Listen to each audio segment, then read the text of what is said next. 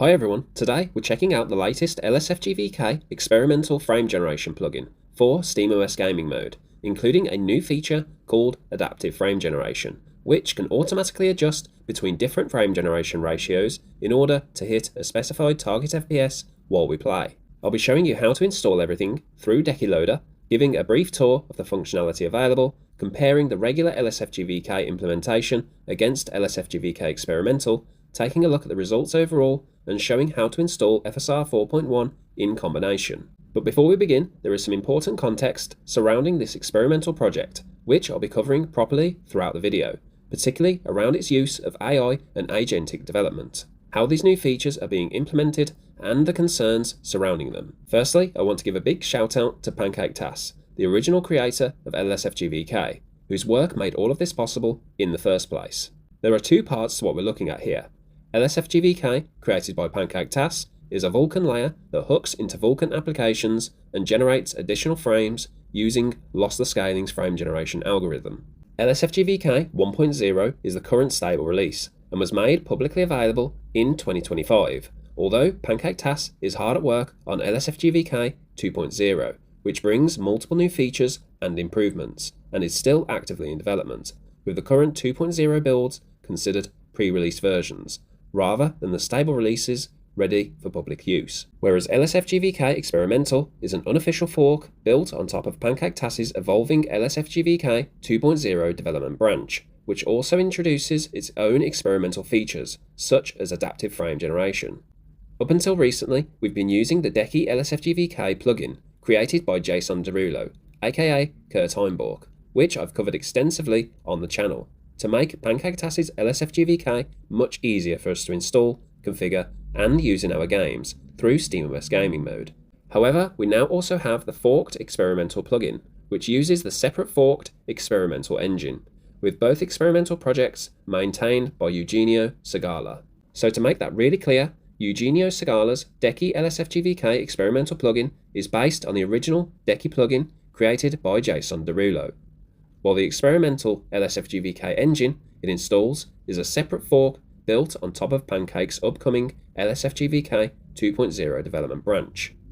I've been speaking directly with the people involved and looking into how this experimental project is being developed, because I want to give you the facts, show you exactly how it performs, and ultimately let you decide whether it's something you want to use on your Steam Deck or SteamOS devices. There is quite a lot more to explain surrounding the experimental project and how it's being developed, but rather than front load all of that here, I'm going to come back to it after installing the plugins and testing some games.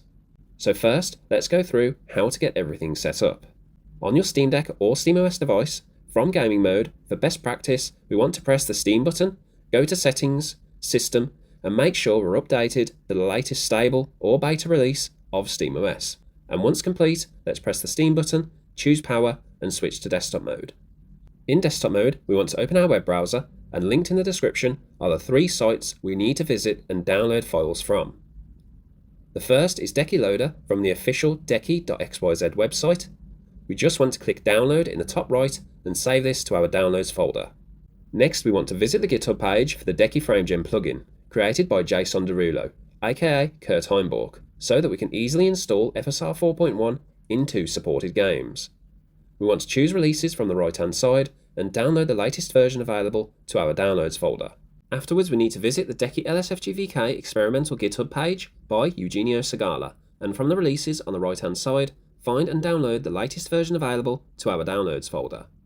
So now we have all 3 files downloaded. Let's start by double clicking on the Decky Loader installer, and if prompted for a password, we can use a temporary one, and depending on whether we're on stable or beta version of SteamOS, we can choose release or pre-release. And once the installation is completed, we can exit and choose return to gaming mode. Now once we're back in gaming mode, the first thing we need to do is download Lossless Scaling from our Steam library, which we need to own on Steam in order for the plugin to work correctly. And this can be purchased for a one-time payment of £5.89 or $6.99 in the US, and also works on Windows through the dedicated app. Next, let's press the Quick Access menu button to find a new plug icon has appeared in the list for Decky Loader.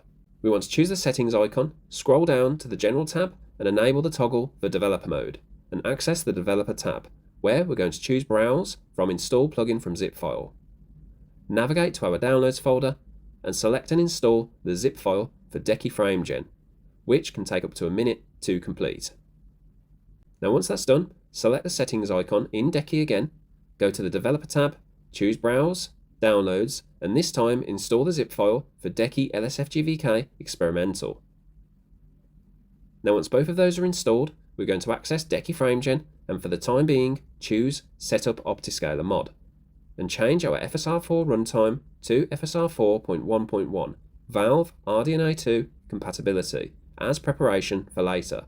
However, for now, we're going to go back and switch to Decky LSFG-VK Experimental and choose Install. And if you've used the Decky LSFG-VK plugin before, then some of this may look familiar, and some of it may look different. And this is constantly changing and evolving. We have a toggle for frame generation being on or off, a toggle for adaptive frame generation, which we'll go over shortly, our FPS multiplier for when frame generation is enabled, the ability to make game profiles, our flow scale, which is set to 90% by default, performance mode toggle, which is left off by default per developer choice, although we can experiment with this on once we're in games, a base FPS cap meter, which we can set before launching a game, and we have other workaround toggles available, which I have another video in the description that goes over these in further detail. And lastly, our copy launch option command, which we'll be pasting into our games in just a moment. Now if we want to install the original version of Decky LSFG-VK and compare the frame generation between games, we can by accessing the Decky Loader store and installing the original Decky LSFG-VK. Once downloaded, we can choose Install LSFG-VK and have this ready as well. Both plugins can coexist in your Decky Loader plugin library, although only one of the launch commands for either can be applied to a game. So if you want to switch, then you need to remove the previous launch command and replace with the new one. Now let's say we want to use Decky LSFG-VK Experimental with Stellar Blade. We'll go over to the game, choose Settings Properties, and in our launch options, paste the Decky LSFG-VK Experimental command like so. Make sure frame generation is toggled on and launch the game. And once in game with Stellar Blade on the Steam Deck preset at FSR 3.1 quality, I have 2x FPS enabled and I'm getting around 70 FPS while going around the city, and turning the camera we get minimal ghosting and head warp when compared to Decky LSFG-VK, which can be considered a notable improvement. Input latency, in my experience, is also minimal and around about the same as Decky LSFG-VK, but experiences and tolerances can vary from player to player. So when it comes to dodging, aiming the camera, and quickly changing direction, these do feel near to natural. Now if we toggle on adaptive frame generation with a target FPS of 90 and a 3x multiplier and wait a few seconds for it to kick in, we can observe that we are now getting between 87 to 93 FPS. And I highly recommend trying this across a bunch of games to determine what the input latency is like. As with games like Stellar Blade, what I'm also looking for here isn't just the FPS counter, but how consistent the motion actually feels. During slower camera pans, the image remains very clean, but even when turning quickly around the city, I'm not seeing the same amount of character warping or doubled edges that I can sometimes notice with the standard Decky LSFG-VK. With adaptive enabled, the interesting part is where the transitions between frame generation ratios are noticeable. In Stellar Blade, so far, they're actually quite subtle, and once it settles around the 90 FPS target, it feels quite smooth in my testing, rather than constantly jumping between different levels of frame generation. We still need to keep in mind that generated FPS isn't the same as native FPS. If the underlying game drops heavily due to traversal or a scene transition, the FPS counter can still look high while responsiveness and image quality start to suffer. So I'd always recommend paying attention to your real base frame rate rather than just chasing the biggest number. Also, I recommend instead of just standing in one place for tests, perform fast camera turns, combat, and heavier areas, because those are the situations where ghosting, bad frame pacing, or issues with frames generated are much easier to notice. Now just quickly, to install FSR 4.1 and LSFG-VK or LSFG-VK Experimental combined, then using Cyberpunk 2077 as an example, let's go to the Decky Frame Gen plugin and choose FSR 4.1.1 RDNA 2 mod for our default FSR 4 runtime. Proxy DLL name DXGI, and for Steam game we want to choose Cyberpunk from the list of our installed games, and press patch with dxgi.dll, and then go to Decky LSFG-VK Experimental, copy the launch option, go to Cyberpunk settings, properties, and inside the patch Decky Frame Gen launch command, we need to erase %command%, leaving a space at the end of the 0, and pasting our experimental launch command. And if we press back and go to controller configuration, we need to enable back grip buttons. And for L4, we need to assign the keyboard insert key, which can be found on the numpad tab.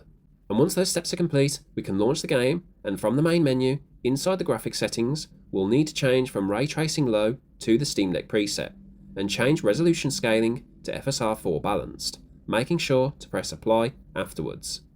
Now in-game, walking around this fairly populated area in Night City, our base FPS with FSR 4.1 manages to just about maintain 30 FPS, with frequent drops down to 20 to 25 FPS.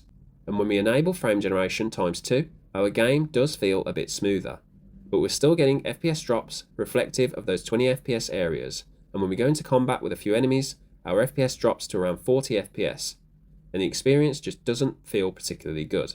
We can try dropping our graphics settings down to the lowest possible, and changing our upscaler from FSR 4.1 to FSR 3.1, which can provide a higher base FPS, but stutters and hitches still exist. Now if I enter a car police chase and turn on adaptive frame generation with my target FPS at 90 and adaptive multiplier set to 3 times, and when the adaptive frame generation kicks in, I found it quite difficult to control the car, and my FPS was maintaining between 60 to 75. But this was a result of being tripled from a base FPS of 20 to 25, and it didn't feel particularly enjoyable on this occasion. So I decided to remove FSR 4.1 from the game and just use the Steam Deck preset locked at 30 FPS with FSR 2.1 set to balanced. And with a base FPS of 30 with occasional hitches to 27, walking around populated areas, enabling frame generation did seem to maintain 60 FPS for the most part. Although when enabling adaptive frame generation, this took around 5 to 10 seconds before it properly kicked in, and did surprise me when the FPS shot up to 90 during traversal and combat, but had issues during demanding police chases. I've tested a bunch of games with the plugin, but another game which I had mixed results with was Spider-Man Remastered. And on the medium preset with FSR 3.1 set to balanced, and my base FPS before frame generation is applied being around 40 to 45 on top of this building, and spinning the camera, I still experienced warping on the character's head, which was a similar result to Decky LSFG-VK, but swinging around the city was fairly smooth, and I didn't particularly feel any input latency. And when I enabled adaptive frame generation, swinging around the city and during combat, the FPS did manage to maintain close to my target 90 FPS, but would dip down, likely due to traversal hitches influencing the base FPS. But in combat, it seemed fine, and I didn't have much of an issue dealing with enemies or timing attacks and dodges. Now if we want to use FSR 4.1 through Optiscaler via the insert key with a game like Ghost of Tsushima, in the same way that we patched Cyberpunk with both launch commands combined and the insert key bound to L4, we can bring up a piece of software called Optiscaler, which allows us to change between FSR 4.1, 3.1 and XeSS 2.0 in supported games. Using the Steam button and our trackpad, we can choose FSR 4.1 as our upscaler in Optiscaler, and choosing Change Upscaler afterwards. And in combination with Decky LSFG-VK or Experimental, we can choose our frame generation multiplier or adaptive frame generation. The last game I want to share is Clair Obscur Expedition 33. Now this is using the SteamOS preset where the graphics menu is locked down, but I have TSR set to low, which in my recent experiences seems to yield the best balance of performance and visual quality. And with frame generation enabled at 2 times, much like Decky LSFG-VK, I'm achieving around 60 to 70 FPS in the overworld and in battles quite consistently. And enabling adaptive frame generation surprised me as well, with the increase to 90 FPS and with this target being maintained. With fairly slower paced games and more static turn-based combat, 2 times frame gen and adaptive do seem to provide a relatively playable experience, although ghosting can sometimes occur with fast battle animations, and parrying challenging enemies and bosses can prove difficult when it comes to timing. So now, with the setup, testing several games and sharing my experiences with you all, what did you think of the results showcased? Do you think the games are playable? And do you think the frame generation or adaptive frame generation found in Decky LSFG-VK Experimental provides a better experience than Decky LSFG-VK? And if you've tried the Decky LSFG-VK Experimental plugin, what has your experience been like so far? Feel free to post a comment and discuss it, as it would be great to hear from you all. Next, I want to properly establish the context around LSFG-VK Experimental because there is a lot going on behind the scenes. First, Decky LSFG-VK Experimental is not the official LSFG-VK 2.0. LSFG-VK 1.0 was created by Pancake TAS. The original Decky integration was created by Jason Derulo, and Eugenio Segala's experimental projects are forks built on top of these. Pancake is still developing the official LSFG-VK 2.0 independently at her own pace, so it's very important that attribution and distinction is completely clear. The other issue is how this experimental fork is being developed. I contacted Eugenio directly, and he confirmed to me that AI agents are extensively involved primarily through Claude Code, Codex, and a wider agentic workflow used for implementation, testing, diagnostics, log analysis, and debugging. However, he strongly rejects the idea that he's simply prompting AI and shipping whatever it produces. He tells me that he personally defines the architecture, intended behavior, constraints, and validation requirements, reviews the C++ and Vulkan changes himself, and ultimately takes responsibility for what gets released. That's Eugenio's account of his development process, and I'm reporting it as such rather than presenting every part of it as something I've independently proven. I also asked him whether the AI involvement should be made clear on the project's GitHub page, and he has now agreed to add a dedicated section to the README explaining that AI agents are extensively involved and outlining how the process works. Pancake, however, strongly disagrees with the development methodology behind this fork and does not endorse it. Her concern isn't simply that AI is being used, and argues that reviewing generated code or seeing a feature apparently work isn't enough without a deep understanding of how LSFG-VK itself works, because the project is extremely interconnected and changes can have consequences that aren't immediately obvious. She has personally reviewed the fork and tells me she believes there are numerous bugs, incorrect AI judgments, and partially working implementations within it.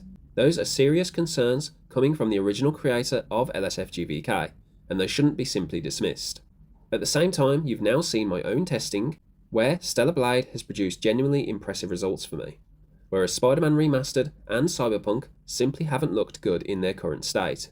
So, a feature looking impressive doesn't automatically prove that the underlying implementation is technically correct. But extensive AI involvement doesn't automatically prove that everything it produces is bad either. This is rapidly changing experimental software, and results can vary significantly between games and different setups. Eugenio has made clear that he will continue to credit the original authors and work it was all built from, and Pancake has been very clear with me that she would personally rather this fork wasn't covered at all, partly because of concerns that other outlets can strip away all of this context and simply present it as some new or improved LSFG-VK. And I completely understand that concern, and that's exactly why I've taken the time to put the origins, AI involvement, both developers' positions, the technical concerns, and my own actual testing in front of you all together today. So, with that all established, I want to explain where I personally stand on covering projects like this going forward, because AI-assisted development isn't going away. I'm not going to refuse to cover something simply because AI was used to make it, and I'm also not going to promote something simply because an AI managed to add a flashy new feature faster. My standard is going to be the same for everyone. Be transparent about how something was made. Credit the people whose work you built on. Respect licenses and provenance. Don't claim something works if it doesn't, and be prepared to stand behind and support what you're releasing. If AI agents are extensively involved in developing something, I think users deserve to know that clearly, rather than having to dig through wider backgrounds to find out.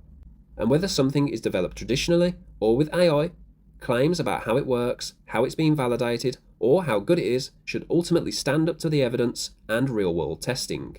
If an AI-assisted project produces something genuinely better, I'll show you, but if it produces broken code, misleading claims, or something the developer doesn't understand, I'll show you that too. I'm also not going to treat a developer's explanation of their own process as automatically proven, just as I'm not going to treat criticism of that process as automatically proven either. I'll listen to both, investigate what I can, and separate what people claim from what I can actually demonstrate. Coverage isn't necessarily endorsement, and my role here is to establish the facts, give proper credit to the people who made the work possible, and let you decide what you want to use. So with all that said, I think the best thing you can do is look at the results yourself, Try these tools if you're comfortable using experimental software made with AI and make your own judgments. There are clearly games where LSFG-VK Experimental can produce some impressive results, but there are also games where the experience needs more work, and with how quickly this project is changing, your experience may be completely different to mine. I'll leave all links in the description, along with the important context surrounding the project, and I'll also keep a pinned comment updated if anything significant changes after this video goes live. A massive thank you again to PancakeTAS for creating LSFG-VK in the first place, to Jason Derulo for the original Decky integration, and to Eugenio Segala for taking the time to answer my questions directly and explain their side of the development process. I'm interested to hear what you think about all of this, as well as both the actual results you're getting with adaptive frame generation and where you stand on the wider discussion around AI-assisted development, forks, and transparency. Until next time, if you enjoyed and learned something new today, please give this video a like, subscribe to the channel, leave a comment, and share this video with others. Thank you for your time, have a wonderful day, and I'll see you later.